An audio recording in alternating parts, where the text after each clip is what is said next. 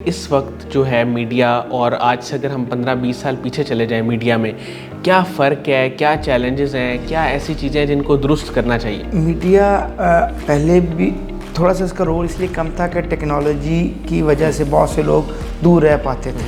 اب میڈیا آپ کا لائف پارٹنر ہے. ٹھیک ہے، آپ کا جو سیل فون ہے وہ صرف ایک کالنگ ڈیوائس نہیں ہے، اب اس میں سب کچھ ہے اور آپ چاہتے ہوئے یا نہ چاہتے ہوئے بھی میڈیا سے دور نہیں رہ سکتے. وہ آپ کی زندگی کو افیکٹ کر رہا ہے. آپ تبھی اس دور کے ساتھ چل سکتے ہیں جب آپ میڈیا یوزیج سیکھیں گے.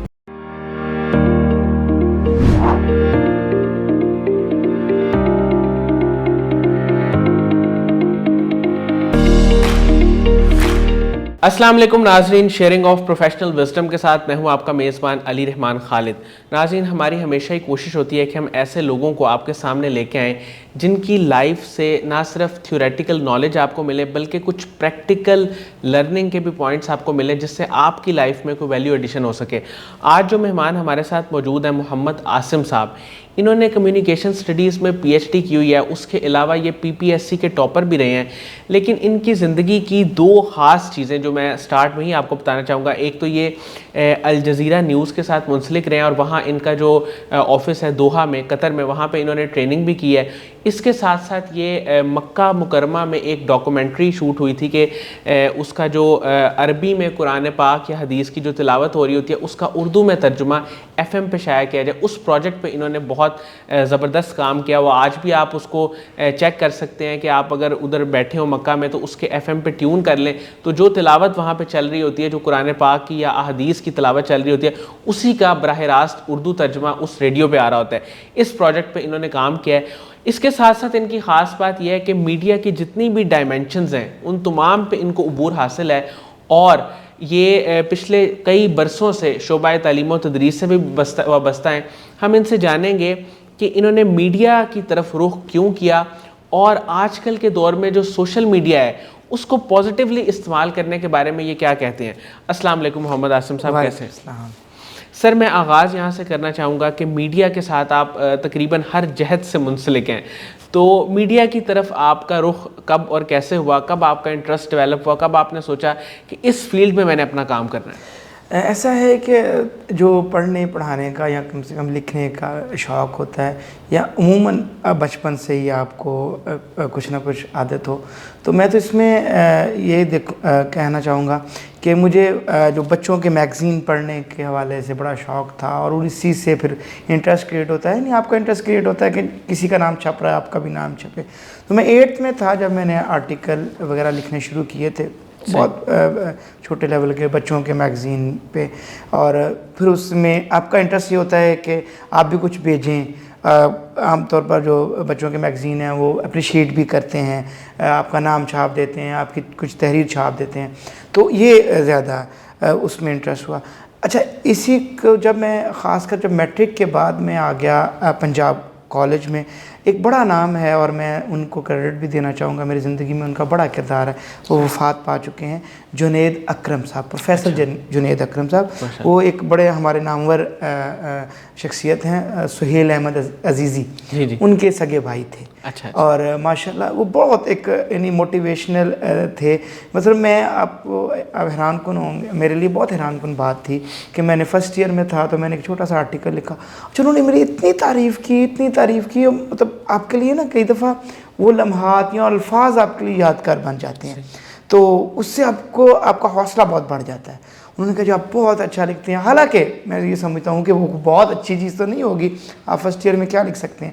تو اس کے بعد مجھے شوق پڑ گیا. میں نے پنجاب گروپ کا جو میگزین تھا اس میں نے لکھا، میں اس کا ایڈیٹر بن گیا اور پھر مجھے اس پہ انہوں نے بیسٹ رائٹر ایوارڈ دیا. اس وقت بھی جو سہیل افضل صاحب ہیں پنجاب گروپ کے، وہ میاں عامر صاحب، ان کی طرف سے مجھے ایوارڈ ملے. تو یعنی یہ ہے میری چھوٹی سی سٹوری کہ آپ جب بچوں کے میگزین سے شروع ہوتے ہیں اور کوئی آپ کو بہت اپریشیٹ کر دیتا ہے، پھر جب آپ کو ظاہر بات اپریسیشن ملتی ہے، آپ پھر تھوڑا سا کوشش کرتے ہیں کہ مزید اچھا لکھنے کی. بس اسی سے ایک سلسلہ شروع ہوا جو کہ لکھنے لکھانے سے تھا. ویسے میں نے ایجوکیشن وائز بڑی مثلا سائنس ایجوکیشن یا کامرس ایجوکیشن وہ حاصل کی ہے، لیکن پھر بی کام کے بعد میں نے ایک ڈیسائیڈ کیا کہ بس میں نے اب اپنے شوق کی خاطر اسی فیلڈ میں جانا ہے. پھر میں ماسٹرز میں چلا گیا، میس کمیونیکیشن کا ماسٹر پنجاب یونیورسٹی سے کیا میں نے، اور اس کے بعد ایم فل کیا، اور اب میری پی ایچ ڈی بھی کمپلیٹ ہونے. سر الجزیرہ کو آپ نے کب جوائن کیا تھا؟ اور یہ بہت سارے لوگوں کے لیے ایک خواب ہوتا ہے کہ وہاں پہ جا کے ان کی اسپیشل ٹریننگ لینا، کام کرنا، تو یہ سارا سفر آپ کا کیسا رہا؟ ایسا ہے کہ میں نے مختلف چینلز میں کام کیا، وقت ٹی وی میں، دنیا ٹی وی میں، اور اسی طرح کچھ نیوز پیپرز وغیرہ میں بھی. 2010 میں نے جوائن کر لیا پیغام ٹی وی کو.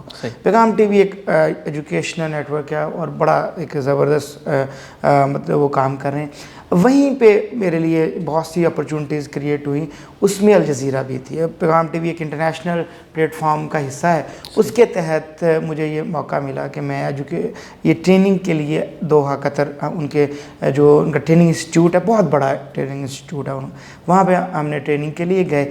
تو یہ ایسے اسی دوران ویسے انٹرنیشنل میرا ایکسپوجر یہ رہا کہ مجھے العربیہ ٹی وی کے ساتھ میں باقاعدہ کام کرنے کا موقع ملا، ان کے جو پاکستان میں ڈائریکٹر تھے ان کے ساتھ، اور الجزیرہ کے ساتھ یہ میرا ایکسپیرینس رہا.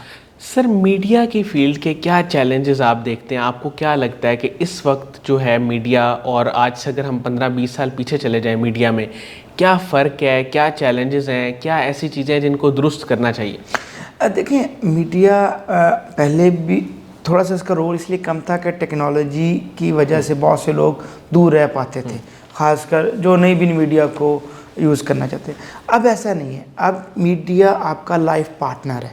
ٹھیک ہے، آپ کا جو سیل فون ہے وہ صرف ایک کالنگ ڈیوائس نہیں ہے، اب اس میں سب کچھ ہے، اور آپ چاہتے ہوئے یا نہ چاہتے ہوئے بھی میڈیا سے دور نہیں رہ سکتے.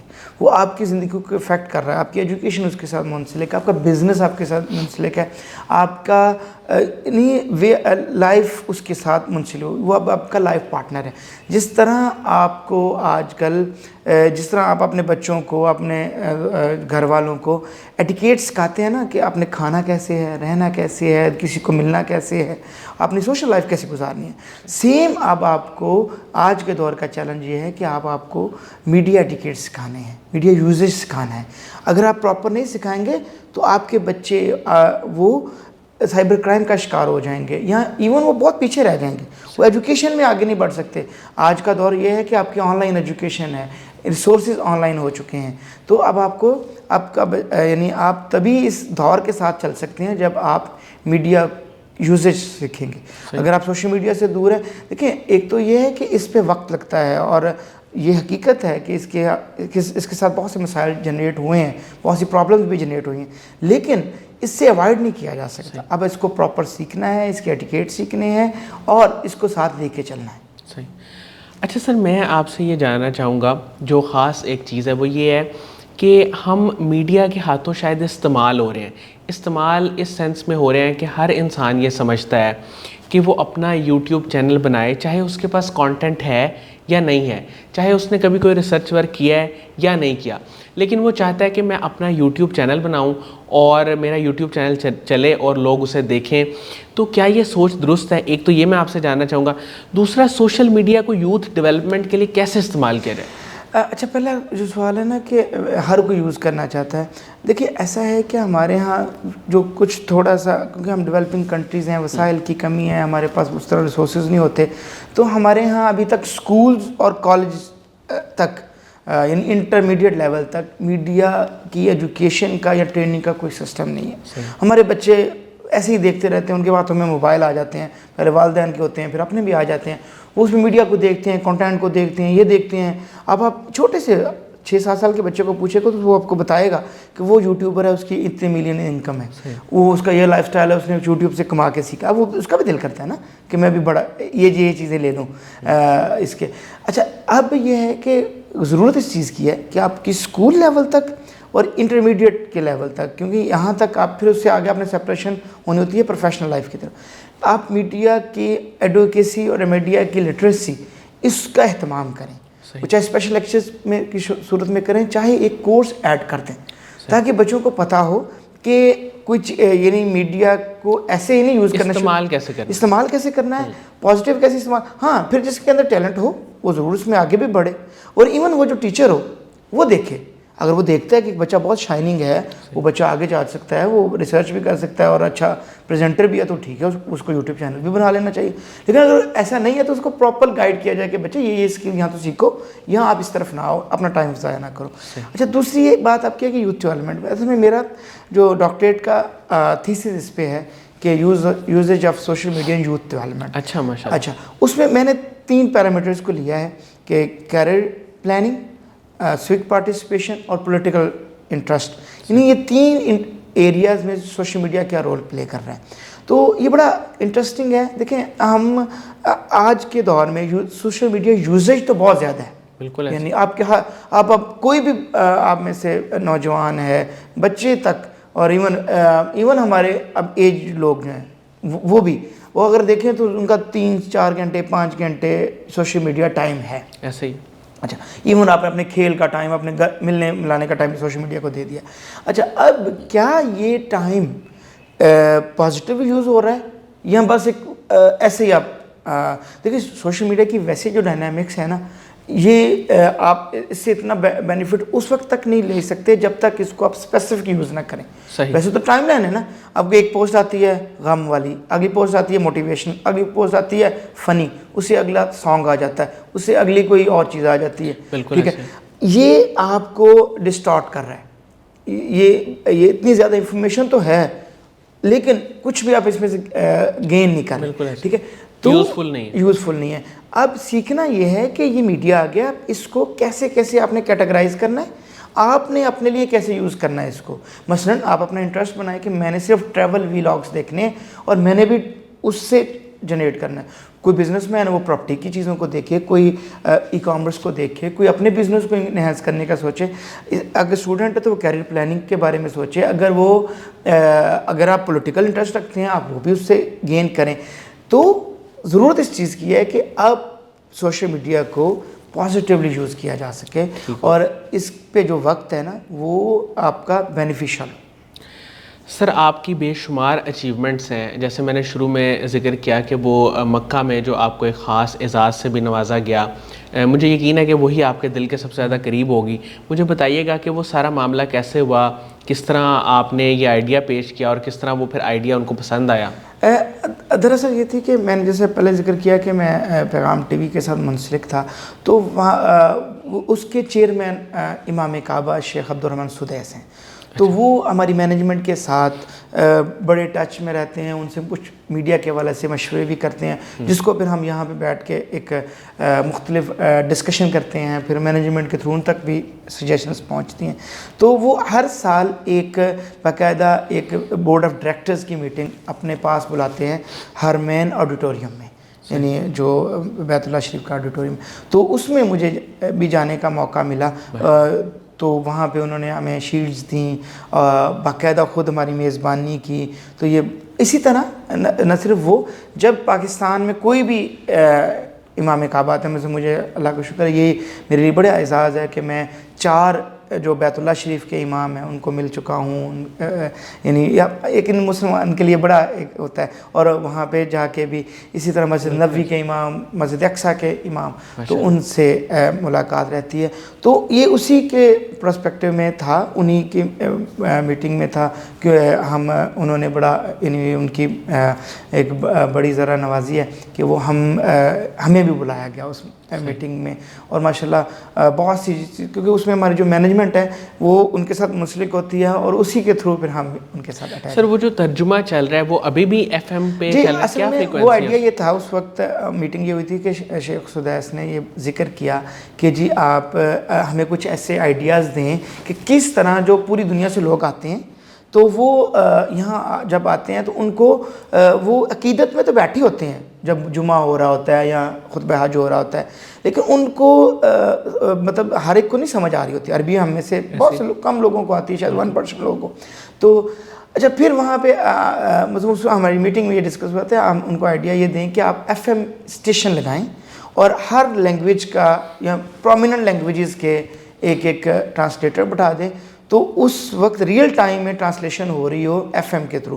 اب آپ جب بھی حرم میں جائیں تو وہاں پہ آپ کو مختلف جگہ پہ لکھا ہوا بھی ملے گا, اور آپ اگر پیسے جانتے ہیں ویب سائٹ پہ دیکھتے ہیں تو آپ اپنے موبائل سے وہ فریکوینسی سیٹ کریں تو آپ کو یعنی خطبہ تو عربی میں ہو رہا ہے لیکن آپ کو اسی وقت اس کا اردو ٹرانسلیشن نظر یعنی آتا رہے گا. اور اس مشاورت میں یعنی پیغام ٹی وی کی مینجمنٹ شامل تھی اور ہم بھی شامل تھے. اسی وجہ سے پھر یعنی انہوں نے جب اپریسیشن کی تو پھر انہوں نے ہم انوائٹ بھی کیا ہماری اس ٹیم کو. اچھا سر, آپ کی زندگی میں آپ کے انسپریشن کون لوگ ہیں اور وہ لوگ جنہوں نے آپ کی زندگی میں بطور سپورٹ سسٹم کام کیا؟ دیکھیں ایسا ہے کہ آپ ظاہر بات ہم دیہات کے میں جب پیدا ہوتے ہیں تو ایک بڑی ایک اسٹرگل ہوتی ہے. تو سب سے پہلے ہمارے والدین, خاص کر میرے والد جو ہے, انہوں نے اپنے پورے جو ہے مطلب فیملی میں انہوں نے بہت اسٹرگل کی کہ وہ دوسرے شہر میں جا کے پھر ہمیں گاؤں سے شفٹ کیا شہر میں. یہ بہت بڑا سٹیپ ہوتا ہے, ورنہ وہاں پہ نا جہاں پہ انوائرمنٹ میں وہ آپ جو ہے نا سیکھ ہی نہیں پاتے. تو وہاں پہ ہمیں موقع ملا پڑھنے کا, یہ میگزینز پڑھنے کا. پھر جیسے میں نے وہاں ٹیچنگ میں ہمارے ٹیچرز بہت اچھے تھے. ایک جس دنیا میں نہیں ہے سلیم صاحب, وہ انہیں آپ کو ہر موقع پر کچھ لوگ گائیڈ کر رہے ہوتے ہیں. ٹھیک ہے, جیسے میں نے ذکر کیا اس سے پہلے کہ رائٹنگ کے حوالے سے میں جنید اکرم صاحب کا ضرور تذکرہ کرتا ہوں, انہوں نے بہت اچھا گائیڈ کیا. پھر ہم جب یونیورسٹی میں آ گئے, مغیث الدین شیخ صاحب, احسن اختر ناز صاحب جو اس فیلڈ میں بڑا نام ہے, وہ اپریشیٹ کرتے ہیں اور اسی سے بندے کو حوصلہ ہوتا ہے. ٹھیک ہے, پروفیشنل لائف میں چلے گئے, وہاں پہ بہت سے لوگوں نے ہمیں اچھا گائیڈ کیا اور اس میں سیکھنے کا موقع ملا.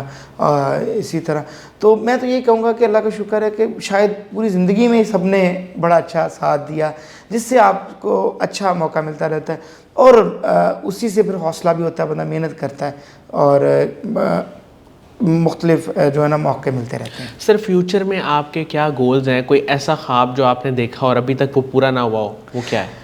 میرا جو خواب ہے یا کسی کا بھی جو خواب ہے ایز اے ٹیچر, آپ جب کسی کو پروفیشن کو جوائن کرتے ہیں اور پوری شوق سے جوائن کرتے ہیں, ٹھیک ہے, تو آپ کا پھر خواب ہوتا ہے کہ آپ اسی کو سرو کریں.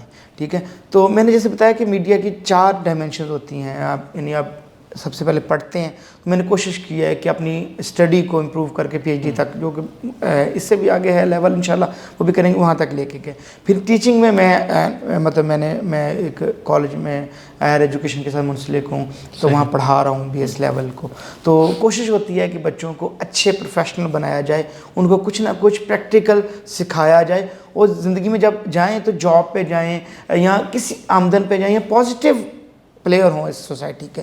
اور اس کے لیے پھر آپ کو خود بھی ایکٹیو ایک پروفیشنل کے طور پر بھی کام کرنا ہوتا ہے. اگر آپ میڈیا کی فیلڈ میں کیا ہو رہا ہے وہ بھول جائیں اور بچوں کو وہ تھیوریٹیکل نالج پڑھانا شروع کر دیں, تو آپ نہ تو بچوں کو سیٹسفائی کر پائیں گے اور نہ ہی ان کو ایک پازیٹیو اور اچھا کی پلیئر بنا سکیں گے سوسائٹی میں. تو وہ میں کوشش کرتا ہوں کہ میں خود بھی اس میں ایکٹیو رہوں. پروفیشنلی کام ابھی بھی کرتے ہیں مختلف چینلز کے ساتھ, مختلف اداروں کے ساتھ. اور ایک آخری چیز ہے ایز اے پریزنٹر, 2 طرح کی پریزنٹیشن, لکھنا یعنی آپ کریٹیو آرٹیکلز لکھیں, اخبارات میں کالم لکھیں, سوشل میڈیا پہ پارٹیسپیشن کریں, اور دوسرا ہے کہ آپ ایز اینکر یا پریزنٹر کیمرہ فیس کریں. تو اس میں بھی کچھ نہ کچھ ساتھ ساتھ چلتی رہتی ہے. تو کوشش یہی ہے کہ جو ہم سے منسلک ہیں وہ بہت سے لوگ آپ سے منسلک ہو جاتے ہیں, کچھ لوگ آپ کو فالو کر رہے ہوتے ہیں, کچھ لوگ آپ کی یعنی آپ کو ایز اے اوپینین لیڈر نا آپ کو سوسائٹی کو اچھا گائیڈ کرنا چاہیے اور سوسائٹی میں پازیٹیو رول پلے کرنا چاہیے.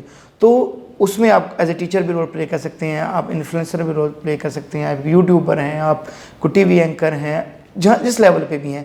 تو اگر آپ سیکھ رہے ہیں, اچھا نالج گین کر رہے ہیں, ٹرانسفر کر رہے ہیں, تو یہی آپ کا ایک گول ہونا چاہیے.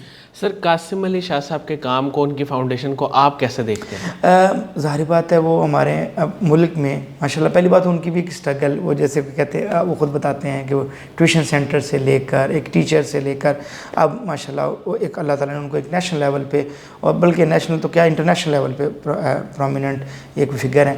تو یہ مطلب یہ وہ چیز ہے کہ سب آپ اکیلے موٹیویشنل اسپیکر بھی نہ ہوں, بلکہ سوسائٹی کو اچھے لوگ دے رہے ہوں. وہ چاہے آپ ان کی موٹیویشن دے کر، ٹریننگ دے کر، ان کے لیے کچھ کورسز کا اہتمام کر کے، اور اسی طرح ایون ان کو اسکالرشپ دے کر، کسی کو اپریشیٹ کر کے، کسی کو فائنینشلی کر کے. اور قاسم علی شاہ فاؤنڈیشن یہ کام کر رہی ہے ہمارے لیے، تو یہ آج کے دور میں بہت سے لوگوں کے لیے انسپائریشن ہے. اور اس کے اللہ کرے یہ مزید آگے جائے، یہ ادارہ بنے اور یہ مزید بڑے لیول پہ کام کرے. بہت شکریہ محمد عاصم صاحب، آپ نے ہمارے لیے وقت نکالا. ناظرین، مجھے امید ہے کہ ان کی گفتگو سے آپ نے بہت کچھ سیکھا ہوگا، خاص طور پہ جو انہوں نے اچھے کانٹینٹ کی بات کی وہ بہت اہم تھی. اس کے ساتھ ہی اجازت دیجیے، اپنا بہت ہی خیال رکھیے گا. انشاءاللہ دوبارہ حاضر ہوں گے ایک نئے انٹرویو کے ساتھ. تب تک کے لیے اللہ حافظ.